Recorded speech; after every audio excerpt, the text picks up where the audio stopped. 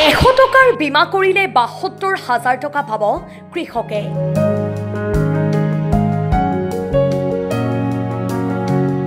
বাক্সাৰ ভোগপুৰত প্ৰধানমন্ত্ৰীৰ ফচল বীমা যোজনাৰ সজাগতা সভা। কেন্দ্ৰীয় চৰকাৰে কৃষকৰ কৃষি আয় সুৰক্ষিত কৰাৰ কাৰণে আৰম্ভ কৰিছে প্ৰধানমন্ত্ৰীৰ ফচল বীমা যোজনা আঁচনি। আত্মনিৰ্ভৰশীল কৃষক সফলতাৰ পৰিচয়ক এই মূল মন্ত্ৰ আগত ৰাখি আৰম্ভ কৰা প্ৰধানমন্ত্ৰী ফচল বীমা যোজনাই সকাহ দিছে কৃষকক। বাক্সাৰ ভোগপুৰত ভাৰতীয় ষ্টেট বেংকৰ মুছলপুৰ শাখাৰ উদ্যোগত আৰু বাক্সা জিলা কৃষি বিভাগৰ সহযোগত মঙলবাৰী অঞ্চলটোৰ কৃষকক লৈ অনুষ্ঠিত হয় এখন সজাগতা সভা। গ্ৰামাঞ্চলৰ কৃষকসকলক প্ৰধানমন্ত্ৰী ফচল বীমা সম্পৰ্কে সজাগ কৰাৰ কাৰণে অনুষ্ঠিত সভাত উপস্থিত থাকে শতাধিক কৃষক। খৰাং, বানপানী, কীটপতংগ বা আন প্ৰাকৃতিক দুৰ্যোগৰ ফলত বহু কৃষকেই কৃষি ফচল হেৰুৱাব লগা হয়, যাৰ ফলত কৃষকসকলে লোকচানৰ সন্মুখীন হয়। তেনে পৰিস্থিতিৰ ফলত যাতে কৃষকে লোকচানৰ সন্মুখীন হ'ব লগা নহয়, তাৰ কাৰণে কৃষকসকলে 1 হেক্টৰ কৃষিভূমিত 100 টকা দি কৰিব লাগে ফচল বীমা। কৃষকে প্ৰাকৃতিক দুৰ্যোগৰ সন্মুখীন হৈ কৃষি ফচল চলাব নোৱাৰিলে এই বীমাৰ জৰিয়তে কৃষকে লাভ কৰিব প্ৰতি হেক্টৰ মাটিৰ বিপৰীতে ৭২,০০০ টকা। 1 জুলাইৰ পৰা 7 জুলাইলৈ কৃষকৰ মাজত চলিব প্ৰধানমন্ত্ৰী ফচল বীমা যোজনাৰ সজাগতা সভা। ইয়াৰ দ্বাৰা কৃষকসকল লাভান্বিত হ'ব বুলি আশা কৰা হৈছে। কৃষকসকলক এইটো আমাৰ গোটেই দেশজুৰি আজিৰ পৰা চলিছে সপ্তাহজোৰা প্ৰগ্ৰেম ফচল বীমা সপ্তাহ। আৰু ফচল বীমাটো আমাৰ আজি 2 মাহ আগৰ পৰা চলিয়ে আছে। গতিকে এইটো এটা স্পেচিয়েল এৱাৰনেছৰ কাৰণে দিয়া হৈছে এই সপ্তাহটোত, যাতে অধিক মানুহ আকৌ ফচল বীমাৰ প্ৰতি আগ্ৰহী হয়। মানুহখিনিয়ে ফচল বীমা কৰিব ইচ্ছা নকৰে, ইনচিয়ৰ ক্লেইম নাপাম বুলি এটা ভয় থাকে, কিন্তু ক্লেইমখিনি বুজি নাপায় মানুহখিনিয়ে। 2 বছৰ বা 1 বছৰ পিছত হয় কাৰণে ক'ৰ পইচা আহি সোমাই সেইটো গম নাপায়, তেখেতসকলে কৰিব নিবিচাৰে, কিন্তু যিয়ে কৰিছে সি ফলটো ভালকৈ পাইছে।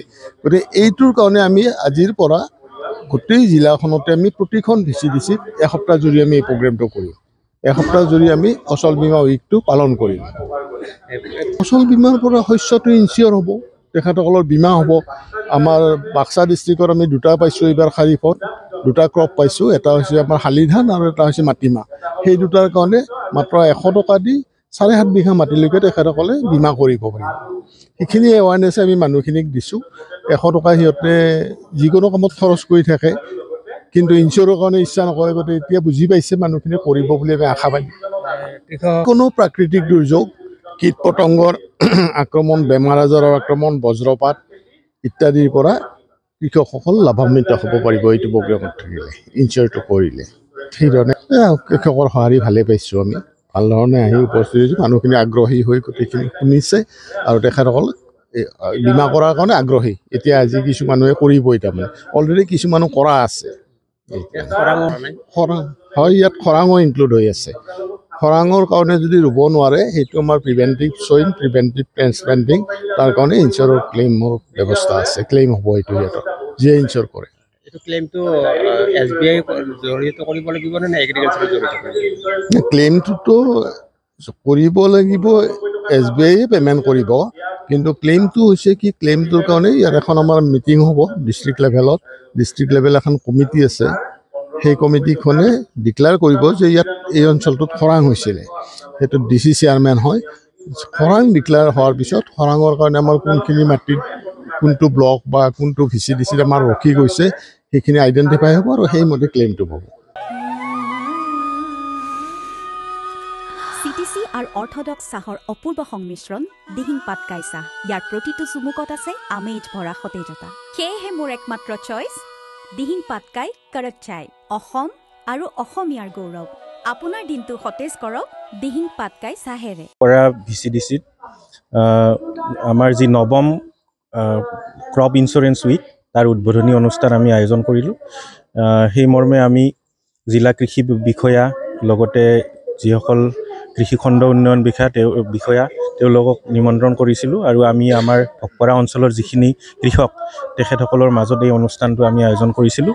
এই অনুষ্ঠানটোৰ আমাৰ উদ্দেশ্য আছিল কৃষকসকলক ক্ৰপ ইঞ্চুৰেঞ্চৰ বিষয়ে অৱগত কৰা, ক্ৰপ ইঞ্চুৰেঞ্চ কেনেকৈ কৰিব পাৰি, ক্ৰপ ইঞ্চুৰেঞ্চ কৰিলে কৃষকসকলৰ কি ধৰণৰ লাভৱান হ'ব, ক্ৰপ ইঞ্চুৰেঞ্চ কৰিলে কিমান ক্লেইম কৰিলে কিমান টকা তেওঁলোকে পাব পাৰিব আৰু অথবা ইয়াৰ ক্লেইমখিনি কেনেকৈ কৰিব পাৰি সেই বিষয়ত আমি অৱগত কৰিলোঁ।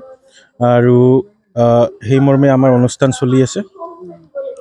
কৃষকসকলে লাভৱান হ'ব। কৃষকসকলে মাত্ৰ 100 টকা প্ৰিমিয়ামত তেওঁলোকে ইঞ্চুৰেঞ্চটো কৰিব পাৰিব প্ৰধানমন্ত্ৰী ফচল বীমা যোজনা আণ্ডাৰত। 100 টকাত তেওঁলোকে 1 হেক্টৰ মাটিলৈকে তেওঁলোকে ইঞ্চুৰেঞ্চ কৰিব পাৰিব।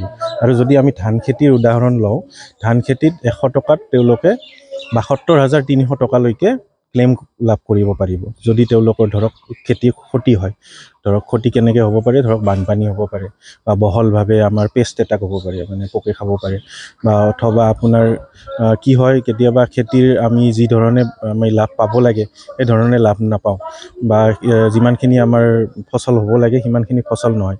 সেই বস্তুটোও আমাৰ পৰিসংখ্যা বিভাগৰ জৰিয়তে দি ক্ৰপ কাটিং এক্সপেৰিমেণ্ট এটা হয়, সেইটো লেভেলত এইটো ওলাই পৰে ক্ৰপ কাটিং এক্সপেৰিমেণ্ট। যদি ধৰক এটা VCDC অঞ্চলত, আমাৰ BTC এৰিয়াত যিহেতু VCDC হয়, VCDC অঞ্চলত 4টা গাঁৱত আমি 4টা এক্সপেৰিমেণ্ট কৰোঁ। আমি মানে পৰিসংখ্যা বিভাগৰ লগত, এগ্ৰিকালচাৰ বিভাগৰ লগত লগ হৈ ইঞ্চুৰেঞ্চ কোম্পানী। তো সেই ক্ৰপ কাটিং এক্সপেৰিমেণ্টত যদি কম ওলায়, তো কাৰণ চৰকাৰীভাৱে প্ৰতিটো অঞ্চলত, প্ৰতিটো পঞ্চায়তত এটা আমাৰ শস্যৰ ওজন এটা দিয়া থাকে। ধৰক আমি যদি উদাহৰণ লওঁ, 1 বিঘা মাটিত আমি 10 মন হ'ব লাগে, কিন্তু শেষত আমি 5 মন পালোঁ।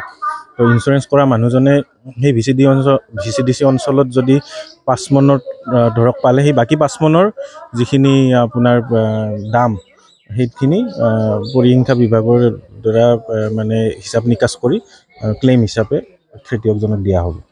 লাভান্বিত নিশ্চয়কৈ হ'ব। আৰু বহুত প্ৰয়োজনীয়, যিহেতু আমাৰ গাঁও অঞ্চল বা বেছিভাগ অঞ্চল আমাৰ বাক্সা জিলাৰ বেছিভাগ পৰিয়াল কৃষিৰ ওপৰত নিৰ্ভৰশীল। খেতি যদি ভাবামতে তেওঁলোকে ফচল নাপায়, তেতিয়াহ'লে গোটেই বছৰটোৰ কাৰণে কৃষকজনৰ কাৰণে বিপদ আহি পৰে।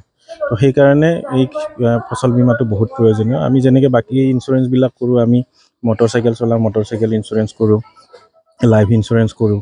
তো ঠিক তেনেকৈ আমি খেতিটো আমাৰ প্ৰধান বস্তু আমাৰ পৰিয়াল এটা চলাৰ কাৰণে। তো সেইকাৰণে খেতিৰ ইঞ্চুৰেঞ্চটো আমি কৰিব লাগে। SBI জেনেৰেল ইঞ্চুৰেঞ্চ আমি কৰ্মকৰ্তা, মই জিলা প্ৰবন্ধক হিচাপে কৰি আছোঁ বাক্সা নলবাৰী জিলাত। তো আমি SBI জেনেৰেল ইঞ্চুৰেঞ্চে যোৱা ৰবি ছিজনৰ পৰা আমি কাম কৰি আছোঁ এই কৃষকসকলৰ মাজত, কৃষকসকলক এই সুবিধা দিয়াৰ কাৰণে। তো এই যোৱা ৰবি ছিজনৰ পৰা আৰম্ভ কৰি এনেকৈ 3 বছৰ ধৰি আমি তেওঁলোকৰ মাজত আমি বিভিন্ন ধৰণে সহায় সহযোগিতা কৰি। News desk report, Assam time.